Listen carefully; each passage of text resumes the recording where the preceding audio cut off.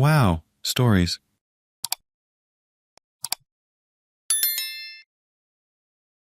Am I the idiot for yelling at my wife because she refuses to spend money on herself?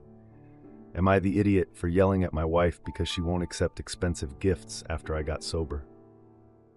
I'll spare you my life story, but suffice to say that my wife is an incredible woman, and about 5 years after we started dating, I became an alcoholic and was also stoned more often than not. I could list out 10 instances off the top of my head where she should have left me for the things I put her through. I never physically abused her, but I yelled at her and scared her on several occasions. I was also completely useless and didn't contribute anything to the relationship. When she was in the hospital to give birth to our son, she was chatting with one of the nurses, and they were bonding over some condition they both had during pregnancy. It's like super horrible morning sickness. My wife said she'd been throwing up daily until about month 8. I remembered a few mornings where I heard her being sick, but I was too hungover to get out of bed. It dawned on me then that I'd missed her entire pregnancy. Like I was physically there, but I might as well have been 1,000 miles away. I started crying, apologizing, and told her she deserved better than me. She said, "No, I deserve better from you," and I don't know why that just affected me so deeply. If my wife was anyone else, she would have left me. She has massive insecurity issues from being verbally abused by her parents. I don't deserve her, but since that day I've been working to keep her. I've been sober ever since. A lot of things happened over the next several years where I finally started contributing and not being a complete burden. I had lost my job when she was pregnant because I failed a drug test. I went back to school and got a degree. A friend got me a job, and I've worked my way up from there. For the last 3 years, I've been making double her income. We'd been budgeting around just hers, as she said that should I relapse, she didn't want to be left in a lurch. I agreed. So my income first went to debt, student loans, and the like. Then we started maxing out retirement accounts and setting up a college savings plan for our son. At this point, we're all caught up with that. She always insists that our gifts to one another shouldn't be more than $100. Keep in mind that this is just for her birthday, Christmas, and our anniversary. She doesn't want me getting her gifts outside of that. This includes things like Valentine's Day and Mother's Day, where she just doesn't want me to buy her anything. Our son is only 7, so he can't be fully responsible for a Mother's Day gift, although we made her a card and cooked her favorite foods this year. But again, I'd like to get her something to show my appreciation for what an awesome mom she is. My wife loves Legos. She also likes ancient Egypt, and a while back they had some pyramid set. It was $130, but that seemed close enough. I bought it for her just because, and she appreciated it but told me that we'd agreed on the budget and not to do that again. But we're making so much money as a household. We have nearly a year's worth of expenses saved in our emergency fund. The rest we've just been investing and doing home renovation projects that are basically done.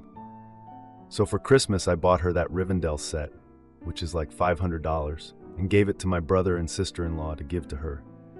They're well off and often give expensive gifts, so I knew she wouldn't question it. My wife's face when she opened it, yes, I lied to her, but I would do it again and again to see her that happy. She spent night after night building it, and her smile was so wide when she'd show me the little details.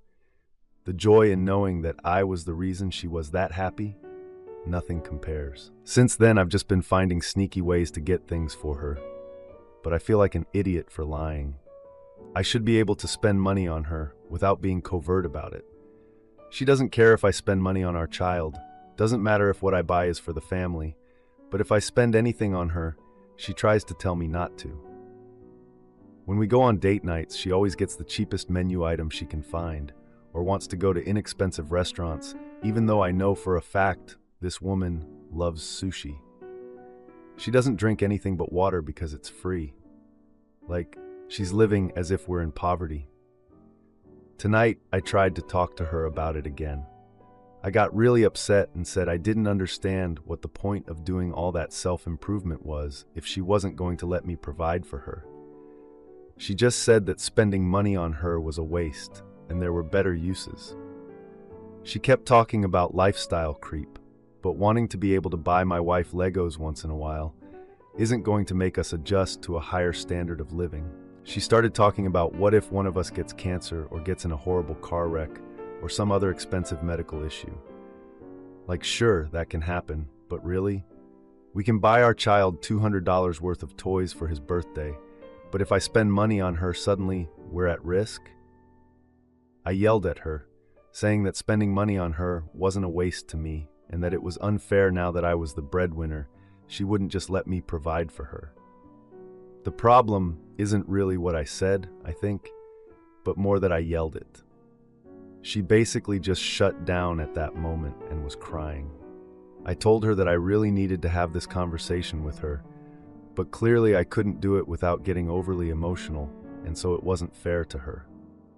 I apologized for yelling and told her that I was going to take some time to gather my thoughts before we broached this subject again, but that it was something we needed to discuss. She just kind of nodded, and that was that. So here I am. I haven't yelled at my wife since I got sober, and I feel terrible because I thought that it was just the alcohol that caused me to be a terrible person, but apparently not. I can't understand why she's so hesitant to spend money.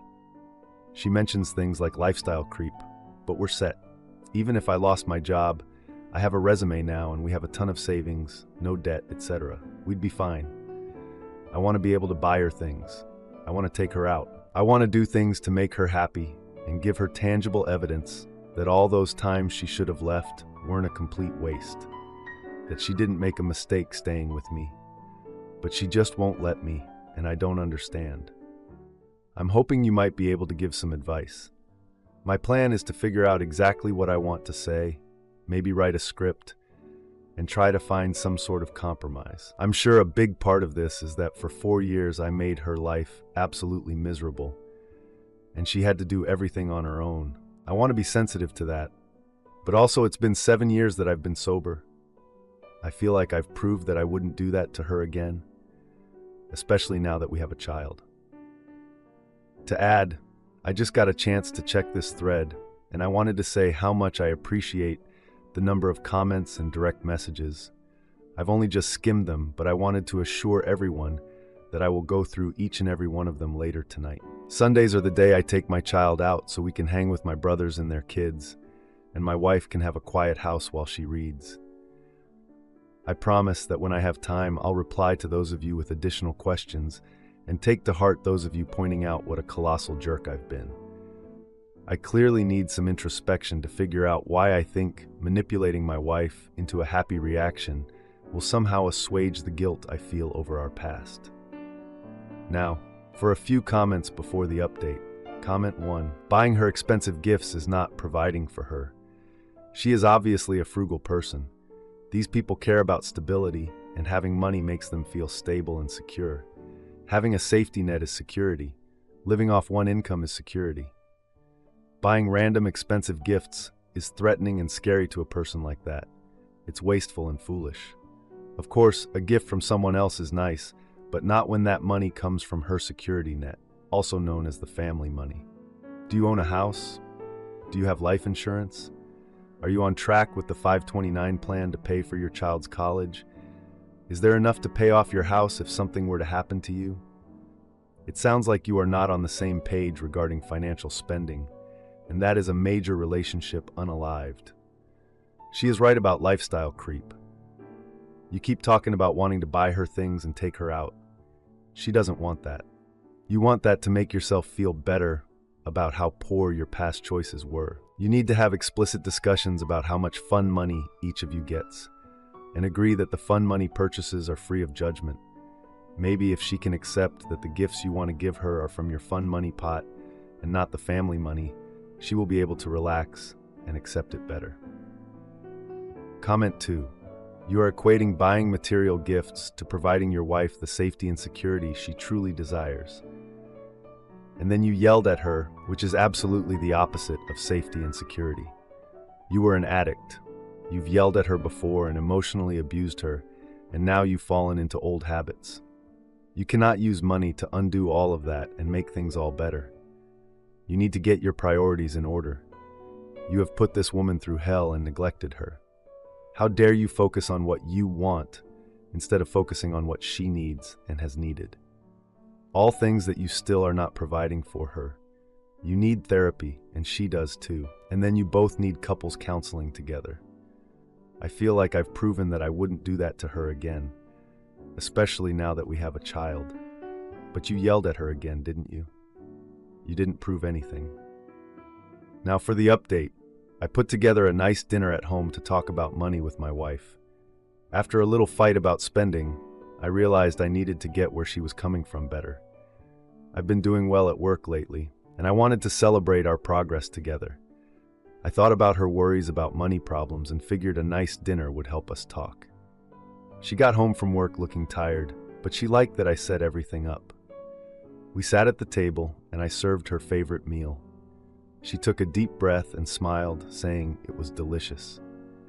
Then we started talking about our budget and her hesitance to spend money. I explained how much we've improved financially and how I wanted to treat her without going overboard. She was quiet for a moment, then mentioned a recent chat with her parents. They stressed how important it is to save for emergencies. Their views on money always shaped how she thinks about spending. I listened, trying to get where she was coming from, but I could feel my frustration rising. I wanted to celebrate our progress, but she seemed against the idea of spending even a little. She brought up a time when we spent too much on a vacation, and it still bothered her. I remembered it too, but we had fun, right? The conversation got heated, leading to raised voices and hurtful comments. She said I didn't respect her feelings about money. The tension in the room was thick, and dinner was forgotten. We both walked away to cool off, not fixing anything. The next day, she went to her parents' house. Needing space, I decided to reach out a few days later. I texted her, suggesting a family dinner to lighten the mood. Surprisingly, she agreed, and we set up to meet at a local Italian restaurant. At dinner, her parents joined us, and it got awkward. We made small talk, but the vibe was heavy with unspoken stuff. The parents gave unsolicited advice, which only added to the tension. During dinner, the topic of gifts came up again, sparking old frustrations. I tried to stay calm, but my irritation grew. I noticed my wife becoming more distant as the conversation went on. After the meal, we all went outside, and her parents pulled me aside. Her father warned me about the importance of saving for our future. I thanked him for his thoughts and left the conversation feeling annoyed. I went back to the table and found my wife in tears, talking to her mother. The tension between us boiled over, leading to a public fight. I raised my voice, drawing attention from nearby diners, and it embarrassed her. She yelled that I didn't get her fears about money problems. We left the restaurant in silence. Once home, she said she needed time apart to think. She left, saying she would stay with her parents for a while. I feel like we are stuck in the same place, and I don't know how to help her see things differently. It's been tough since she moved out. Mini update. I had another dinner with my wife and her parents, but it ended poorly. We still can't agree on spending money, and she left to stay with her parents again.